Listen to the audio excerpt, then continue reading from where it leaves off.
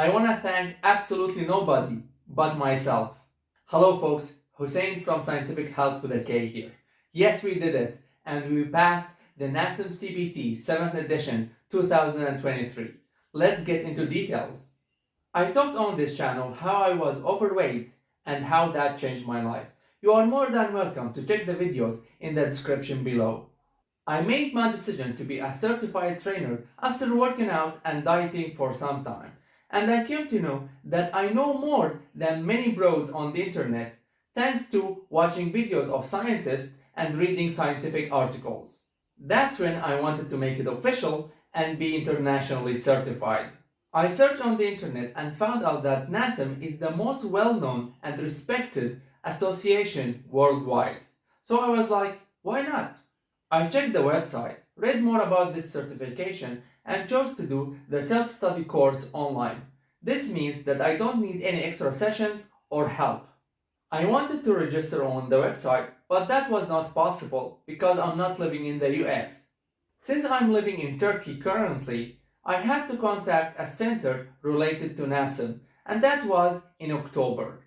I went there, had an interview with the master trainer, and paid the course's fee. The master trainer told me to get CPR/AED certification because I cannot take the exam without passing it.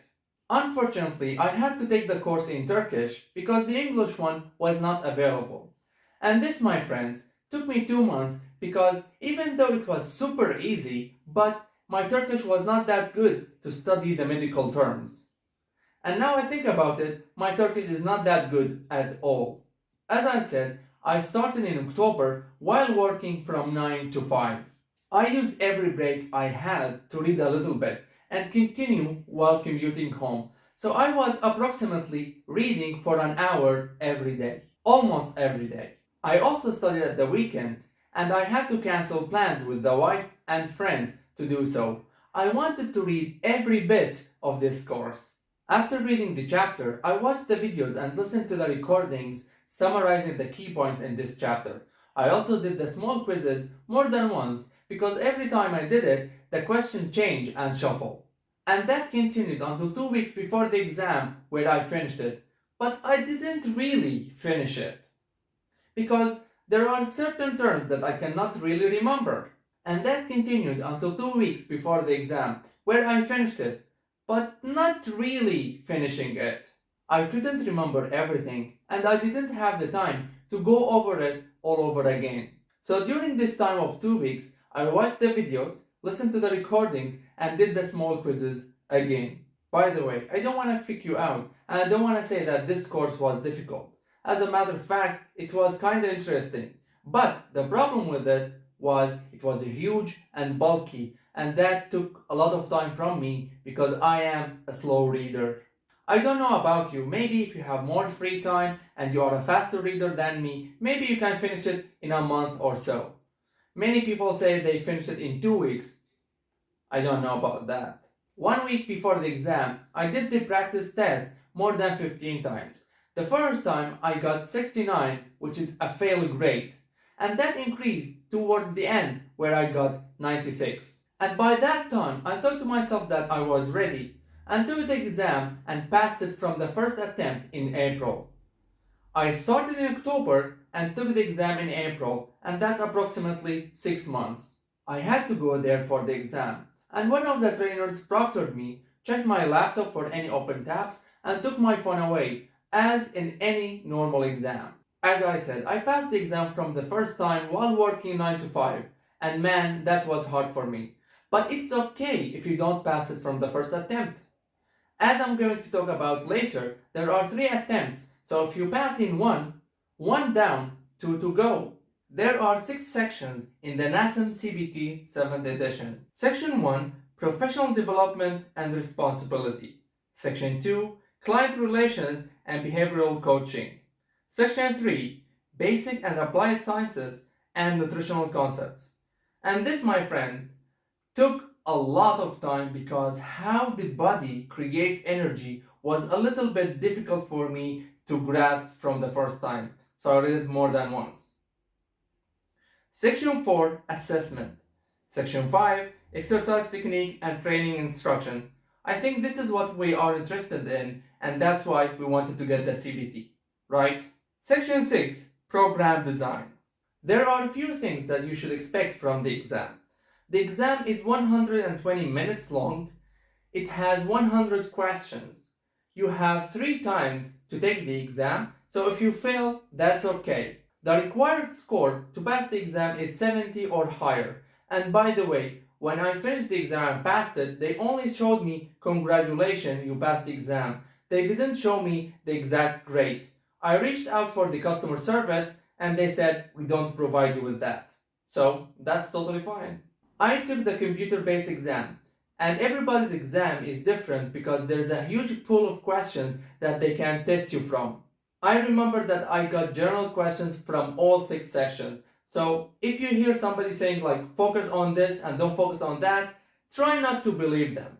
I got some questions from overhead squat assessment as well as pushing and pulling assessments. I also got questions from upper and lower cross syndromes. Put them like this all around my house. Okay. The bulk of the questions that I got were from overactive, underactive muscles. So I prepared these cards and I put them around my house. So whenever I'm walking, I'm reading from them and learning. Because it is a little bit difficult to grasp all the information from one time.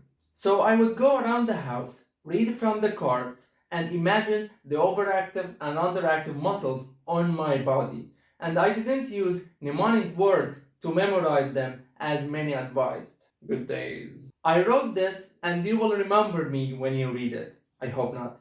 Remember, overactive muscles require stretching, whereas underactive muscles require additional strengthening to help correct the muscle imbalance. So underactive, they need strengthening, overactive are tight and they need stretching.